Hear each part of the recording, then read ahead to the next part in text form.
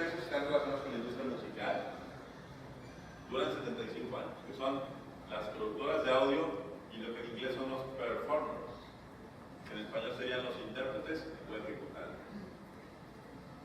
Curioso, ¿no? Porque la versión oficial del texto en inglés soy un tratado internacional de la OMP, de la propiedad intelectual, que es el WPPT, el World Performers and Phonograms Treaty.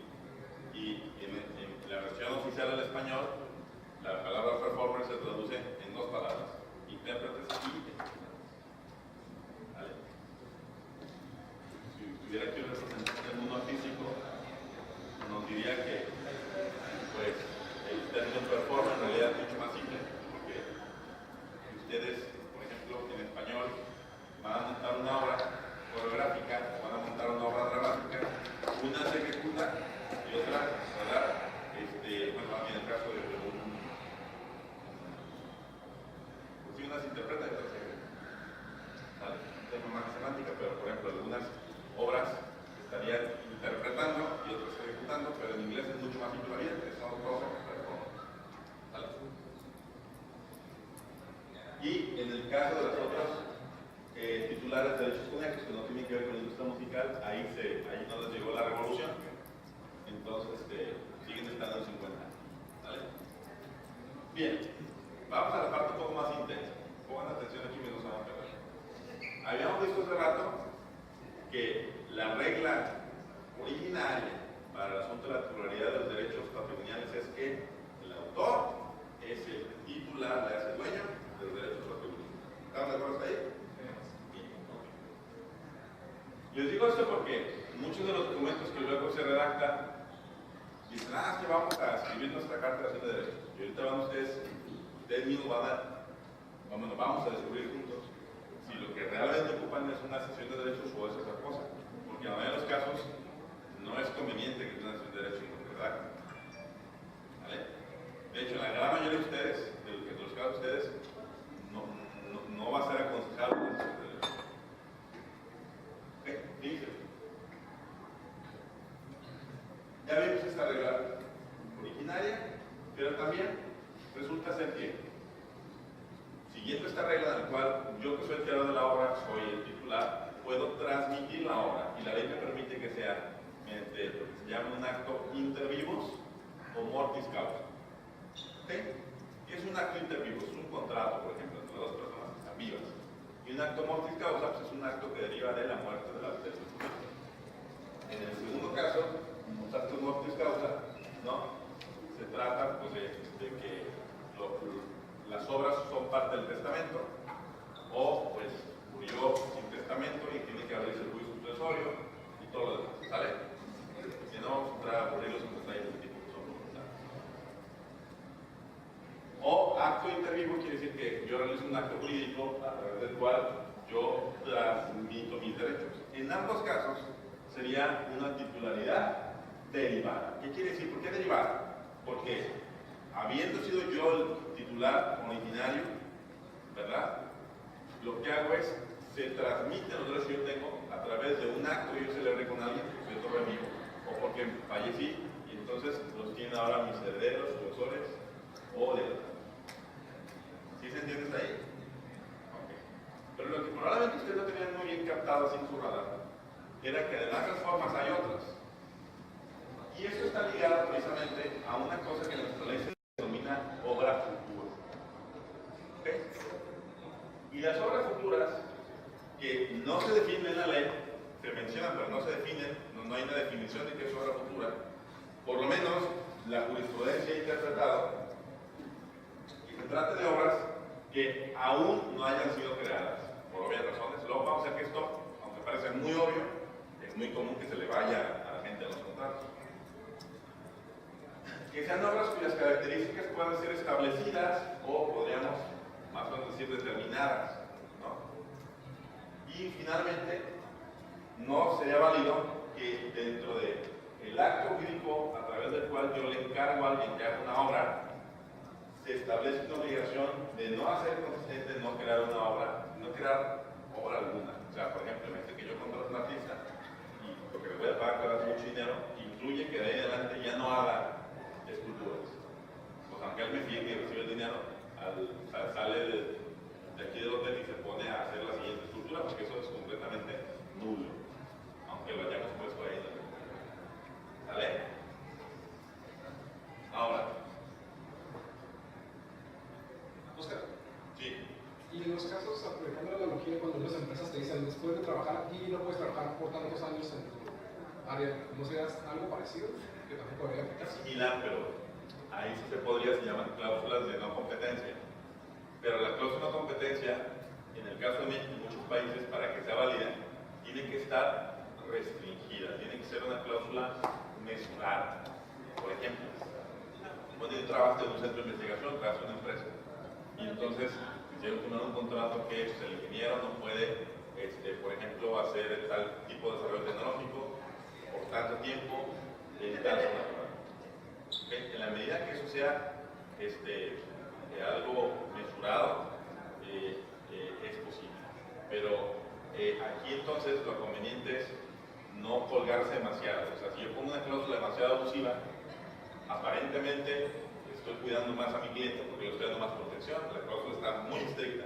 Sí, el problema es que la cláusula va a ser ¿verdad? Entonces, si yo le pongo una cláusula en cambio un poco más razonable y digo, el ingeniero Oscar, por un año, por 6 meses, va a tener esta restricción solamente en el estado de Baja California, solamente en determinada área o con respecto a tales software, inteligencia artificial, no sé qué, estoy circunscribiendo. Y entonces, esa cláusula, lo más probable es que sí pueda ser válida en caso de una disputa. Porque en Microsoft tuvimos un caso con Softec, que es una máquina de software, y donde decían que los contratos al despedir a los empleados no le permitían trabajar en programar en 5 años en adelante, lo cual dijeron que era ilegal porque no había una contraprestación por esos 5 años o por el tiempo que estaban pidiendo de la exclusividad. Entonces dijeron que si le hubiera pagado por esos 5 años de no trabajar, adelante. Pero en ese caso no puedes contravenir el artículo que te dice que puedes dedicarte a lo que sea ese. Y esa cláusula de no competencia funciona tanto para personas como para empresas. Pero aquí lo que te digo, la clave está en que la cláusula sea razonable. O sea, perdón por el término un poco jurídico, pero se pasan de gandallas ahí en la redacción. La consecuencia va a ser que por estirar demasiado la cuerda y tratar de obtener demasiada protección, pues la vas a romper. Entonces, la cláusula, lejos de protegerte, te va a dejar desprotegido porque va a ser nula. ¿Quién define lo razonable? Esto es caso por caso, aunque hay jurisprudencias que señalan más o menos que por ejemplo, en más de 18 meses tiene que haber una cosa muy excepcional así que justifique. Entonces, bueno, se te da una noción de que pasarte año y medio ya es demasiado tiempo, ¿no? Por ejemplo, 5 años a mí me parecería demasiado, francamente. Digo, habrá que ver las circunstancias del caso, pero se me hace a mí demasiado. Y luego también tendrá que decir con respecto a alguna materia más específica, porque si tú le dices a un ingeniero, por 5 años no puedes realizar ni programar software, pues prácticamente estás diciendo no puedes vivir de nada en 5 años, ¿verdad? A mí como que está medio, o sea, ahí sería violatorio incluso de su derecho humano a la libertad del trabajo, ¿no? Entonces, sí hay que tener mucho cuidado de las cláusulas, que no nos pasemos, ¿no? En la redacción. Sí, sí. Pero en la obra literalmente se mismas cláusulas que dice que no puedes escribir pero no puedes explicar porque la ciencia de los datos no es similar a la. Sí, eso parecerá válido. Sí, claro, a Oxford no le gustaría que luego saque otro libro igual, ¿verdad? Que tenga un legado con ellos, o igual con tiras de blanco, no les gustaría. Bien. Ok, se entiende esta parte, Sergio. Y ahorita te voy a explicar que dentro de estas obras futuras, a ver, me voy a adelantar de esta manera. Hay básicamente 2 aquí que tenemos que voltear a ver, que son la relación de la obra futura va en relación a lo que se llama obra por encargo o obra en el marco de una relación laboral. ¿Okay? Noten que en estos casos no estamos hablando de sección de derecho. Si estamos hablando de una obra futura, le hace una obra que yo encargue, ya sea porque expresamente la comisioné, por los requisitos que vamos a ver ahí, o porque es una obra que cae dentro del ámbito de las funciones laborales que realiza una persona. Lo trascendente aquí es que cuando se crea la obra, automáticamente la obra no nace en el patrimonio del autor, sino de quien encargó la obra. ¿Me explico? Por lo tanto, aun cuando seguirá siendo el autor en ningún momento pasa por sus manos la titularidad del derecho. Nunca es de él. Por lo tanto, no puede cederlo. ¿Me expliqué? Por ejemplo, si yo soy tu patrón, desde luego cumplo con las formalidades, pero de esta manera que hay varias. O soy una persona que celebré contigo un contrato de prestación de servicios y te comisioné expresamente y te pagué por ello para que hicieras una obra determinada. Entonces, esa obra que se genere, cuando tú vas a seguir siendo el autor, no vas a ser el dueño, pues.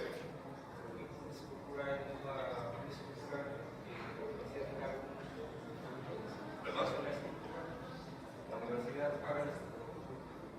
Y nomás aquí hay que tener mucha claridad, porque la ley aquí es como en materia laboral. Ante la duda va a favorecer al trabajador. Aquí también ante la duda va a favorecer al autor. Y entonces sucede muy comúnmente que, por ejemplo, se celebra un contrato de prestación de servicios para que el autor vaya ya con la escultura, entregue la escultura en tal fecha, la escultura se ponga en tela y dice, sí, muy bonita, y sí, la escultura es propiedad de la universidad, pero la escultura, el soporte material, no la obra. De hecho, les platiqué de una ocasión en otro taller que la Universidad de Colima tuvo una situación similar con un arquitecto muy famoso, que es el arquitecto Ángel Hidalgo, que fue un gran diseñador también. Él en un momento decidió donar muchas de sus obras a la universidad y hay un museo que lleva su nombre. Y todos los tickets, digamos, las obras de arte son de la universidad, probablemente. O sea, todos los cuadros, muebles, esculturas son propiedad de la universidad, los soportes tangibles, pero no las obras. Entonces, en algún momento, la universidad quiso hacer un cartel utilizando una obra pictórica del arquitecto, y entonces los herederos se opusieron. Y dijo la universidad, no, ¿qué te pasa? Si tú tienes el contrato de donación, no, sí, pero a ver, lee con cuidado. Y si no dice en ninguna parte de manera muy explícita que el pago que, bueno, en este caso que además fue donación, pero que la transacción comprendía la parte de lo que es los derechos patrimoniales, entonces entiende que lo único que tú eres dueño son los soportes materiales. Los derechos de autor seguían siendo al arquitecto, cuando murió entonces fueron transmitidos a los herederos. ¿Sí me expliqué? No muy bien. No, ¿qué parte no se entendió? Sí, no, yo tengo entendido que cuando tú eres el derecho de autor, eso nadie te lo va a quitar. ¿Cuándo qué, perdón? Cuando tú creas una obra, tú vas a ser el derecho. Sí, que esos son los derechos morales. Nunca te los van a quitar. Pero en el caso de que fuiste contratado exclusivamente para que realices una obra, sigue siendo moralmente es legal o es correcto que tú elijas, decidas o solicites, perdón, que se te reconozca la obra, pero la parte patrimonial queda exclusivamente para la empresa. ¿Sí? No lo entendí. ¿Cuál es la pregunta? ¿Cuál fue la pregunta? Quiero entender lo que la replantea, vamos a ver con todo. Bibliotecnología, yo ando detrás de un financiamiento para que poder sacar mi obra. Al final, yo tengo un producto que puede ser un diario o una publicación chiquita o puede ser una tesis o puede ser un libro. Como me pago la universidad, ahí quién es el dueño del material. Ok, creo que ya se tiene la inquietud por lo menos acá. Caso muy común. Hace un proyecto de investigación, que contempla publicación de productos académicos, libros, pero ese proyecto es financiado por CONACYT. ¿No? Es un caso muy común. Con la misma universidad. Bueno, es que, para cambiar un poco el caso, aunque académicamente el proceso de intelectual de hacer el libro es el mismo, tiene efectos distintos, porque si el fondo proviene de la propia universidad, habrá que ver qué política tiene la universidad, habrá que ver qué dice su contrato. Si es el caso de que el proyecto viene a ser con fondos CONACYT, dependiendo del fondo de salud lineal, tienes reglas de operación, pero la mayoría de las reglas de operación de todos los fondos de CONACYT, y me han tocado ver varios, señala claramente ahí que, aun cuando están financiando, CONACYT no reclama ningún derecho de autor sobre ello. Ahora, el tema es un poco más complicado cuando el financiamiento es la una institución, pero es por ejemplo una red, o son varios las instituciones que van a ejecutar el proyecto, ¿no? O cuando son proyectos de innovación, el CONACYT le da el financiamiento a una empresa y la empresa a su vez subcontrata diferentes instituciones vinculadas. Y entonces ahí, en realidad, lo más relevante no son las reglas de operación de CONACYT, sino el convenio entre ellas. ¿Okay? Porque conforme les explico esto con más calma, van a ver que en realidad puede darse varias capas aquí de diferentes relaciones que se dan, porque sí puede ser que quien materialmente hizo la obra sea un grupo de ingenieros, ¿no? O un grupo de personas, pensemos que es una obra de diferentes tipos, ¿no? Que trabajan por una institución, pero esa institución a su vez la contrató otra institución y esta a su vez la contrató una empresa. ¿Explico? Y entonces puede haber una cadena ahí contractual en la cual pues hay que trazar finalmente a quién fue el que encargó. Ahora, esto obliga a que los que intervienen en esa cadena cumplan con estas restricciones, porque si no cumplen, la consecuencia va a ser que no van a poder asegurar a favor de quien serán obligados que los derechos sean realmente respetados y sean reconocidos a su favor. Y en el caso de los tesistas, Esa es la pregunta muy seguida. de maestría o de doctorado, que CONACYT paga sus becas y paga la financiación. Ahí les voy a dar la versión rápida de la respuesta. La universidad no tiene derecho sobre las obras de los tesistas. Las obras de los tesistas. Nosotros sí. Nosotros sí. Porque CONACYT está pagando la beca, porque están llegando con el know-how de los investigadores, van a utilizar todas las instalaciones físicas, van a utilizar recursos y le pertenece al CISES. Y eso porque lo dice seguramente el director de ahí del trabajo. No, lo dice CONACYT. Lo dice CONACYT, todos los centros CONACYT son los que tienen el derecho. Ok, fíjense bien. Recordando en la ley Doyle, de los 80, donde dice que no importa que sea el dinero público, de fondos públicos. Sí, la ley Bayh-Dole, fíjense bien, esta parte, ahí les va. La ley Bayh-Dole, que es una ley estadounidense, precisamente lo trascendente que tuvo, es precisamente permitir que se pudiera patentar, no hablaba sobre el autor, pero se pudiera patentar sobre todo los productos de los desarrollos tecnológicos que se hicieran en las universidades de investigación financiados con dinero del gobierno. Nosotros no tenemos como tal la ley Bayh-Dole, sino que tenemos un marco de innovación que se ha ido conformando por una serie de reformas a la ley de ciencia y tecnología y a la ley federal de responsabilidad de servidores públicos. ¿Sale? La primera reforma a la ley sobre esto es el 16 de junio del 2009 y esto fue cambiando con otra reforma posterior. La última es la de diciembre de 2015, que esa reforma a la ley federal de responsabilidad administrativa de servidores públicos dice básicamente, en esencia, que ustedes con toda tranquilidad pueden crear una empresa si ustedes quieren y pueden, ¿verdad?, explotar los inventos, las patentes que sean resultado de lo que se ha hecho ahí y no incurren en un problema de responsabilidad administrativa y por lo tanto no pueden correr ellos. Entonces, fíjense cómo una conducta que hace unos años era completamente satanizada y estigmatizada, ahora hasta se promueve. ¿Okay? Pero en este asunto de los derechos de autor, sí me ha tocado ver muchas veces que hay como que cierta política o cierta orientación, pero hablada así, porque no está en ningún documento. Lo que tendríamos que voltear a ver por un lado es lo que dice la ley del derecho de autor. Desde luego, en el caso que hubiera una política interna, habría que revisarla, pero en ningún caso la política va a estar por encima de lo que dice la ley ni lo que dice el contrato laboral. ¿Se fijan? O sea, la política no puede contravenir lo que dice la ley y lo que dice las formalidades se tienen que cumplir en el contrato de trabajo. Yo puedo ser rector de universidad y decir, no, la política es así, así, así. Ah, pues muy bien. Nada más que la ley, pues, dice otra cosa. ¿Verdad? Y es justo ahorita el punto que vamos a tratar. ¿Sí? Como caso, digo, en nuestros posgrados, cuando recién inicia el estudiante, se hace firmar la carta de sección, donde se tiene un convenio de confidencialidad. La cual es completamente ilegal y nula. Y ahorita le voy a explicar por qué. Y eso no es parte de lo que venimos a aprender, porque una carta de acción de derechos, para empezar, si no hay una contraprestación, es nula. Y además una carta de acción de derechos sobre una obra que no ha sido creada, también es completamente nula. Y la tesis no ha sido creada. Pero al Ese revés, documento es nulo.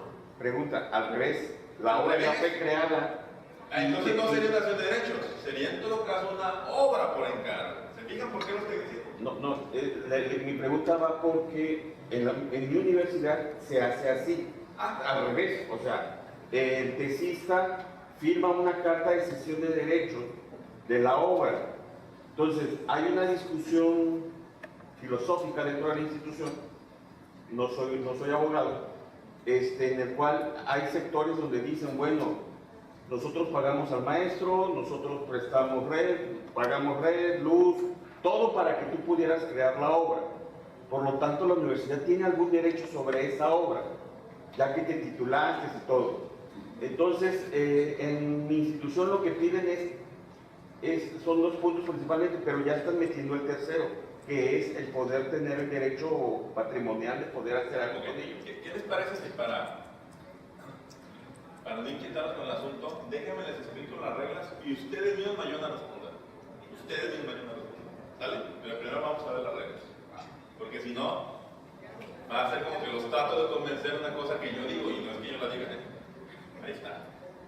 ¿Sale?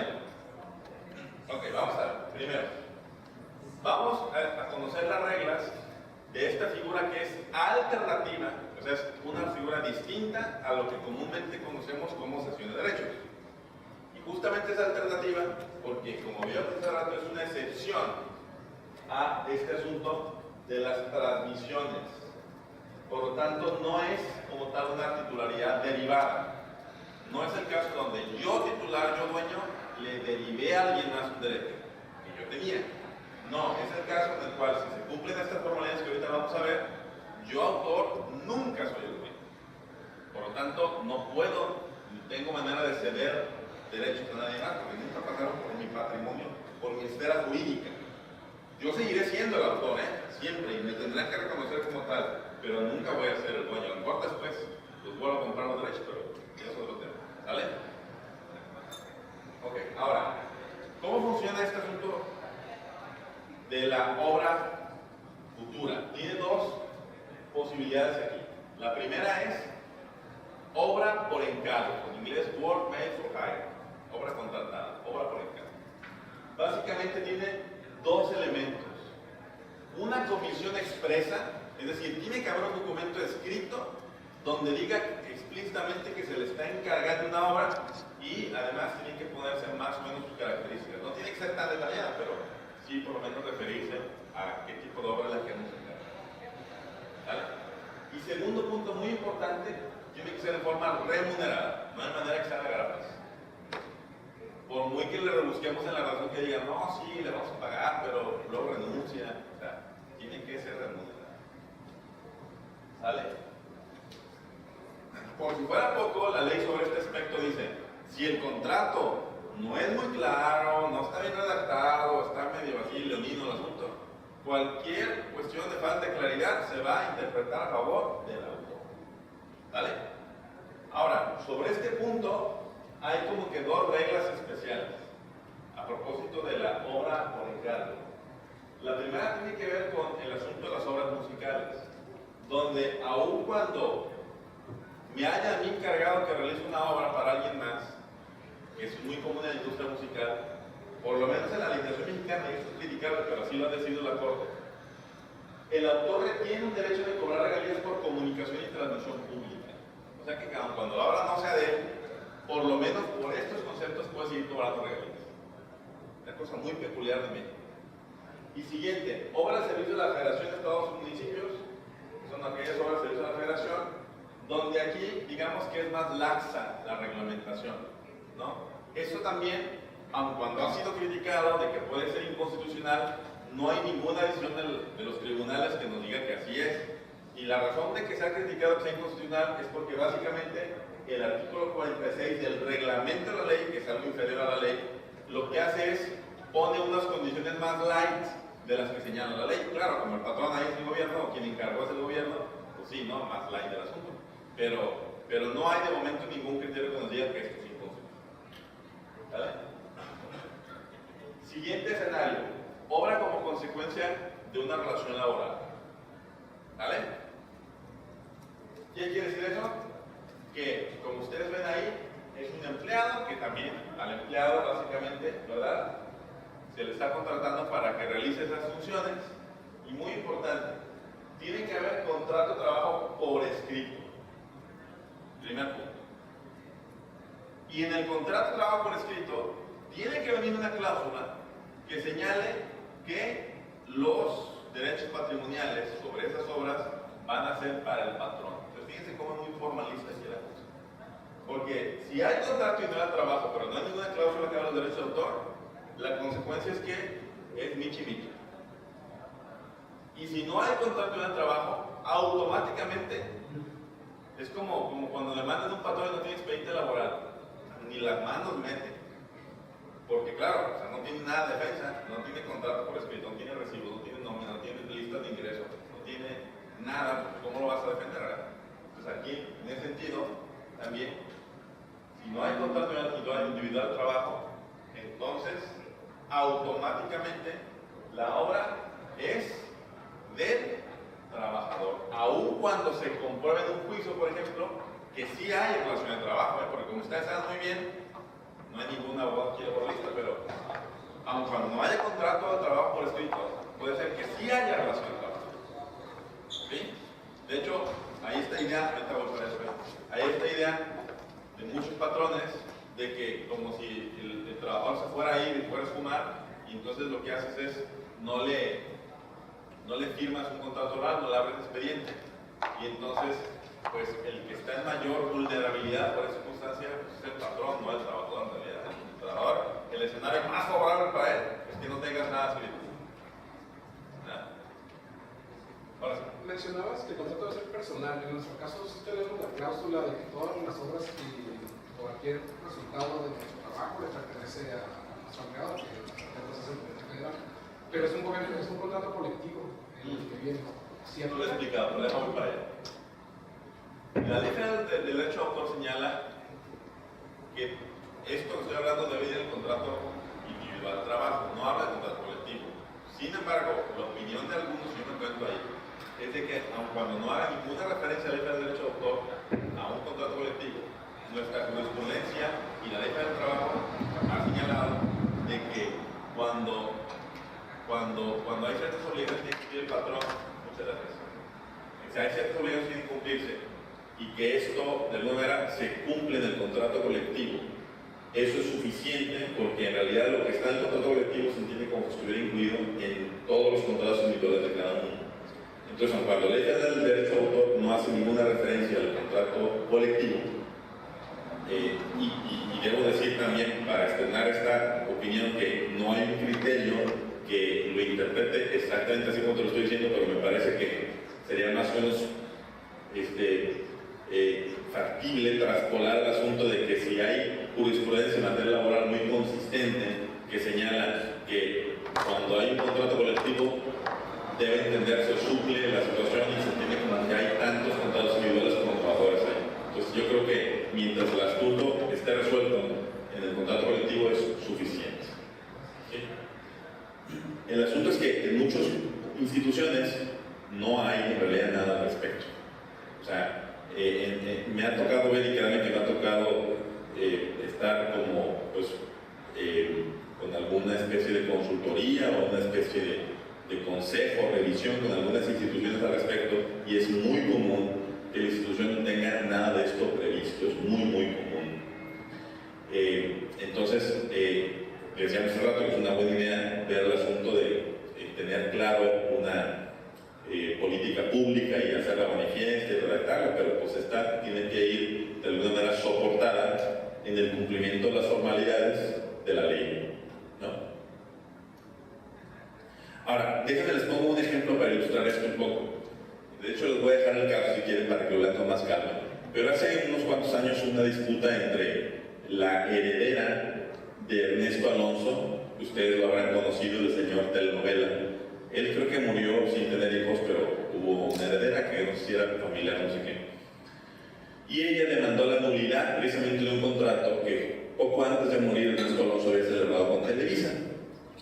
Y precisamente el contrato básicamente decía que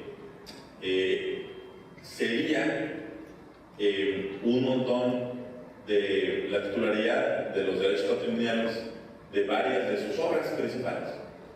Y entonces ya se puede imaginar la escena, ¿no? Correspondiente al señor Teleduela, una escena del juego. Ahí en el hospital, los abogados de Televisa haciéndole una interpelación que firmara. Y entonces el señor finalmente firma y el documento, en ningún momento se disputa que se haya firmado, el documento está firmado.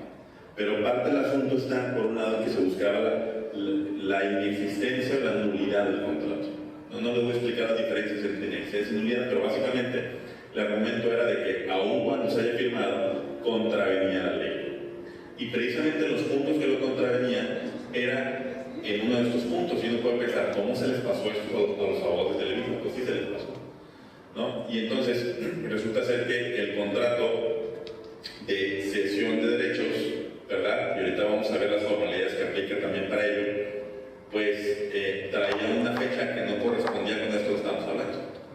La cesión de derechos tenía una fecha, ¿verdad? Y bueno, pues resulta ser que las obras tenían una fecha que no correspondía y entonces no era legalmente posible, porque no era válido, transmitir obras o ceder derechos de obras que no habían sido creadas todavía. ¿Vale? De la misma manera que tampoco es posible celebrar un contrato de obra por encargo, ¿no? Un contrato laboral que venga estas cláusulas o un contrato de prestación de servicios que venga el asunto de la obra por encargo respecto a una obra que ya fue creada. ¿Okay? Entonces, esa es una diferencia fundamental. La cesión de derechos se va a utilizar con respecto a una obra que ya en el día de hoy ya fue creada, ¿no? Y entonces aplica esta titularidad derivada. En cambio, estas opciones que vemos aquí, como parte de este concepto de obra futura, y que yo les llamo excepciones a la titularidad ordinaria, sirve principalmente para obras que aún no han sido creadas. Claro que ya en la práctica, y ustedes me van a entender a lo que me refiero, uno puede luego jugar un poco con las fechas que les ponen los documentos que la gente firma. Eso se entiende, ¿verdad? Pero por lo menos hay que tener mucho cuidado en la fecha que traen los documentos, ¿no? Porque si no, entonces el resultado va a ser que el documento va a ser nulo. ¿Vale? ¿Sí se entiende hasta aquí esta parte? Ahora, para abonarle un poco a este asunto, nos vamos a ir textualmente a revisar lo que señalan los artículos del 30 al 33, que son precisamente lo que regulan lo que ustedes conocen coloquialmente como cesión de derechos, porque fíjense que la ley en ninguna parte habla de cesión de derechos. Nuestra ley de derecho de autor en ninguna parte habla de cesión de derechos. Lo que pasa es que el término lo hemos castellanizado del inglés, donde sí la legislación norteamericana y la práctica editorial común habla de assignment, que es el nombre que se utiliza en inglés, y en español lo hemos traducido y la doctrina lo traduce en varias partes del mundo de habla hispana como cesión de derechos. Pero nuestra ley dice que en ninguna parte habla de cesión de derechos. Pero estos 4 artículos hablan justamente de lo que nos ocupa, ¿no? Y ahorita, ya que revisamos esto y habiendo revisado lo de obra futura y orden de nación laboral, vamos a las preguntas que dejamos pendientes hace rato. Pues fíjense bien, este es el título tercero de la Ley Federal de Derecho de Autor, que habla de las transmisiones o de los derechos patrimoniales, perdón, de las transmisiones de los derechos patrimoniales. ¿Sale? Artículo 30. Me van a ir ayudando a leerlos porque ahorita lo vamos a revisar con más calma. El titular de derechos patrimoniales puede libremente, es más, alguien que lea bonito, cuando estoy viendo muy malo, alguien que lea bien padre, ¿sí? Que me ayude a leer estos primeros artículos. ¿Quién dijo yo? Gracias. Es artículo 30. El titular de los derechos patrimoniales puede libremente, conforme a lo establecido en esta ley, transferir sus derechos patrimoniales u otorgar licencias de uso exclusivo o no exclusivas. Para transmisión de derechos patrimoniales de autor será onerosa y temporal, en ausencia de acuerdo sobre el monto de lo remunerado o del procedimiento para fijarla, así como sobre los términos para su pago, y la declararán los tribunales competentes. Vamos a cantar y ahorita vamos a pues fíjense bien, a ver si nos pusimos atención. Fíjense, el titular de los patrimoniales puede libremente transferir. Pues aquí tenemos el primer problema. ¿Transferir lo mismo que transmitir? ¿Sí o no? semánticamente me parece que es la misma cosa, pero leyéndola ahí con calma, si es lo mismo o no es lo mismo. Porque ahorita vamos a notar de que si damos por sentado que transferir y transmitir son sinónimos, tienen un efecto. Y si no, entonces tienen un efecto distinto. ¿Sale? Dice transferir sus derechos patrimoniales u otorgar licencias. Y luego, toda transmisión, noten que allá la transferencia, acá transmisiones, toda transmisión de derechos patrimoniales del autor será onerosa y temporal. A ver si me explico esto con más calma, porque no los vi que ustedes se pusieran así como estresados por ese punto, pero ahorita que los explique si se van a estresar. Porque lo que dice ahí es que toda transmisión que ustedes entienden como cesión de derechos debe ser onerosa y temporal. Es decir, debe ser, no puede ser por tiempo indefinido y tiene que haber pago. De otra manera, todo lo que le hacen sentir mal a la gente que cede un montón de cosas son eso y nada lo mismo. O sea, mejor no gasten, no gastes. Lo que dice el artículo es que toda transmisión que no sea onerosa y temporal es nula. ¿Ok? Nuevamente aquí cabe la discusión de que si por transferencia debemos entender lo mismo que por transmisión, ¿no? Y ahorita poco a poco nos vamos a ir dando la tarea de revisar esto con más detalle. Siguiente, los actos, convenios y contratos por los cuales se transmitan, fíjense bien, los derechos patrimoniales y uso de licencia deben celebrarse por escrito. Es decir, cualquier licencia, transmisión, transferencia, como le llamen, otro requisito que este es de orden formal, debe ser por escrito. Aquí déjame hacer un pequeño disclaimer, ¿no? Porque cuando digo escrito, no nomás se refiere en papel, sino que si aplicamos las reglas del Código Civil y del Código de Comercio, bien puede ser por medios electrónicos, porque ya tiene rato esto, desde el 2000 están las reglas en el Código Civil Federal y en el Código de Comercio para que un mensaje de datos que cumpla con ciertos requisitos legalmente haga la misma función de un documento escrito. ¿Okay? Por eso es que cuando ustedes le dan que sí autentican su voluntad a la hora de instalar una aplicación o un software en su computadora, legalmente tiene el mismo peso de que sea por escrito. Teniendo usted en cuenta, si ustedes, sus repositorios son completamente en línea y demás, pues como que tampoco tiene mucho sentido que estén depositando las obras en forma analógica y recabando los consentimientos en forma analógica.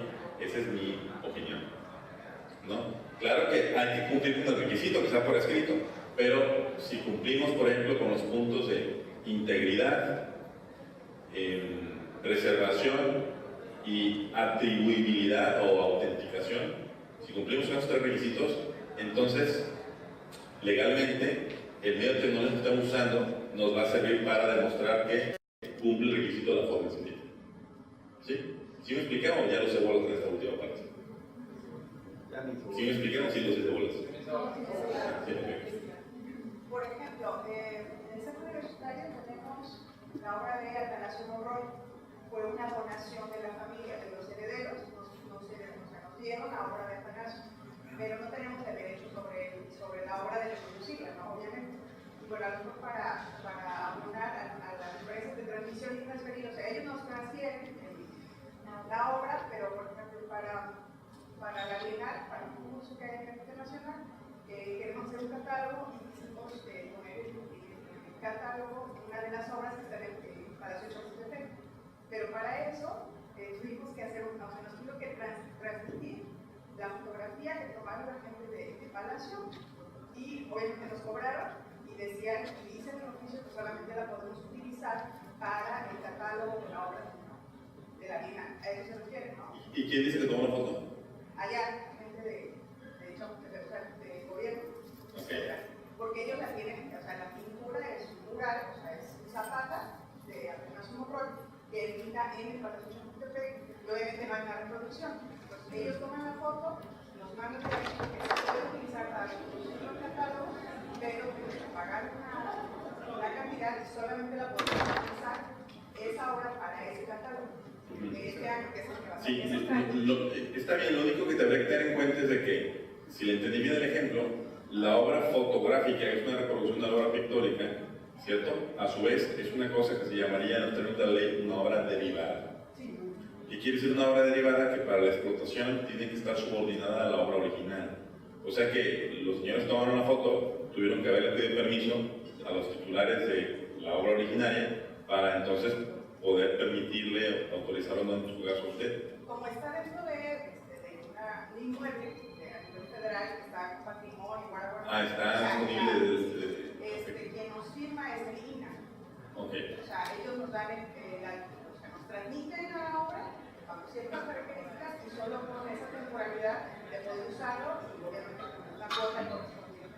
Ok, de hecho ya ven que hubo un asunto muy sonado en los 30, justamente entre Diego Rivera y Rockefeller, ¿no? Que Rockefeller lo contratan cuando Rockefeller contrata a Diego Rivera para que vaya a decorar con un mural, resulta que no le gustó y entonces derrumba el mural en el Rockefeller Center precisamente, y entonces Diego Rivera demanda en Estados Unidos a Rockefeller precisamente por violación de sus derechos morales.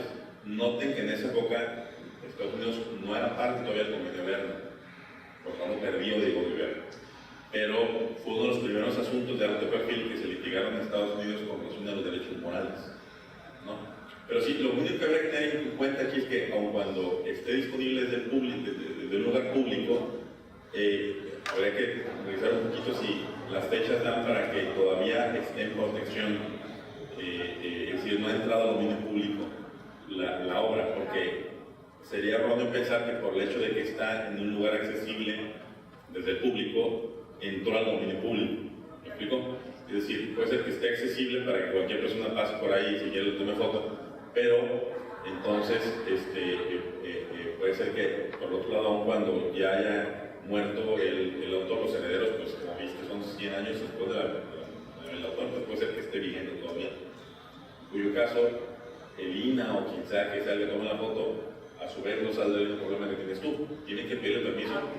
Claro, porque esa obra fotográfica es una obra derivada, y entonces para que ellos tengan la autoridad de autorizar o no, pues tienen a su vez que pedir autorización del titular de la obra a la cual está subordinada la obra derivada, que es la misma, ¿no? que ya comentaba. ¿Sí? Pero no sería esto más bien una licencia, no es una transferencia. No, porque una licencia, ¿te refieres a cuál? De la imagen, está pagando dinero para usar la imagen solamente en una total, que es una licencia. Sí, por eso, pero de todos modos, es parte de lo que quiero discutir ahorita, de que si una transmisión es igual a una sesión, o la transmisión incluye tanto lo que entienden ustedes como sesión y además la licencia. Si quieres ahorita, ya tenemos pregunta y media con mi titular pendiente para regresar, pero es justo lo que quiero ilustrar, porque no los voy a hacer bolas y no quiero eso. ¿Sí? Ok, vamos a seguir, ¿sale? ¿Qué dice? Entonces ya vimos 3 puntos aquí importantes. Lo que entendemos por transmisión, bueno, lo que dice ahí que es transmisión, ahorita vamos a ver si es lo mismo que transferencia y si es lo mismo que cesión de derechos, tiene que ser onerosa, temporal y por escrito. ¿Ok? Lo descrito, pues de alguna manera. Onerosa, pues eso es que siempre es un problema. Y temporal, a ver si me explico con esto. Es como si yo te vendo un carro, por lo tanto transmití mi derecho de propiedad hacia ti, me lo pagaste porque fue oneroso, por escrito, hicimos un contrato, pero luego en 5 años te digo, oye, ¿qué crees? Extraño mi carro. Oye, pero me lo vendiste, te pagué por él, sí, pero mira, lo extraño mucho, lo quiero regreso. Tú vas a decir, no, está loco, ¿no? Ah, bueno, se mató derechos de autor, eso es lo que dice aquí, ¿eh? O sea, yo te puedo transmitir el derecho, me vas a pagar por él, por escrito, pero vengo en un tiempo, como ahorita vamos a ver aquí, y te digo, ¿sabes qué? Échamelo para atrás. Fíjense bien lo que dice aquí. Toda transmisión de derechos patrimoniales deberá prever a favor del autor o del titular de derechos patrimoniales en su caso una prestación proporcional en los ingresos de la explotación que se trate, y este derecho es irrenunciable. Claro, sobre todo en el caso de que el programa de cómputo, en el caso de que la obra le vaya muy bien, entonces puede el trabajador decir, oye, me toca una participación adicional.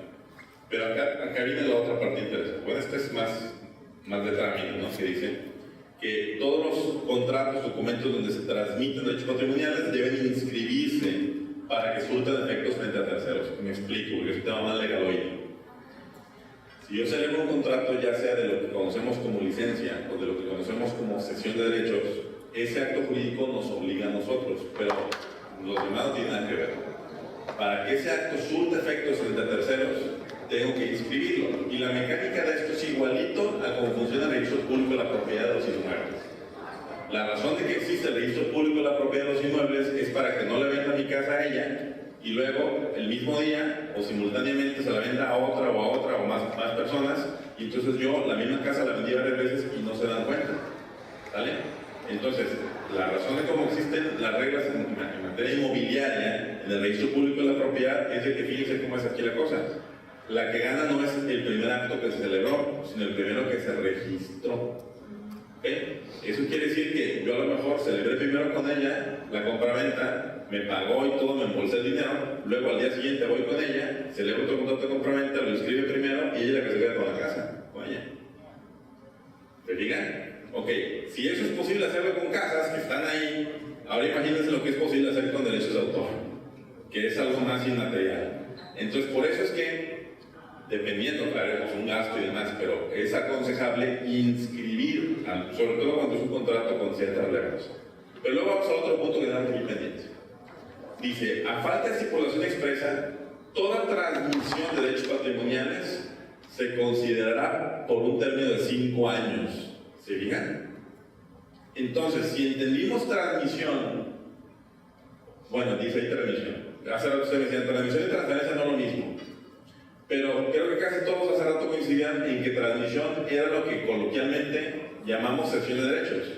Bueno, si lo entendieron así, sustituyan. A falta de estipulación expresa, todos sus derechos patrimoniales se entenderá por 5 años. ¿Ok? Y solo podrá pactarse excepcionalmente por más de 15 años cuando la naturaleza de la obra, la magnitud de la inversión así lo justifique. De hecho, en el caso que yo le refería hace rato, Ernesto Alonso, uno de los puntos que se estuvo ahí señalando fue este. Aparentemente era una cantidad de dinero muy alta la que le estaban pagando por ese contrato que celebró, pero cuando se desagregaba por año, por novela, no sé qué, era una cantidad muy por debajo de la industria, del promedio que se paga en la industria. Y entonces también se pudo determinar pues, que lo que le estaban pagando al señor pues, no era lo que correspondía, y además que era un acto más bien como simulado. ¿Sí? O sea, mi pregunta es, entonces, en las instituciones donde trabajan, se firma la cesión de derechos de las veces, aun cuando no tenga esta parte de 5 años, técnicamente es nulo lo que... Es lo que yo les decía hace rato, por muy que firmen cartas de cesión de derechos y por muy que haya una política y una instrucción y que no, que todos firmen cartas de cesión, la menos igual son nulos. Primero, porque no les están pagando. Segundo, porque a lo mejor no se cumple el asunto de lo que sean por escrito. Y tercero, ¿verdad? Porque como ven ustedes ahí, no falta conectar la luz. Y tercero, porque pues además está el asunto de la temporalidad.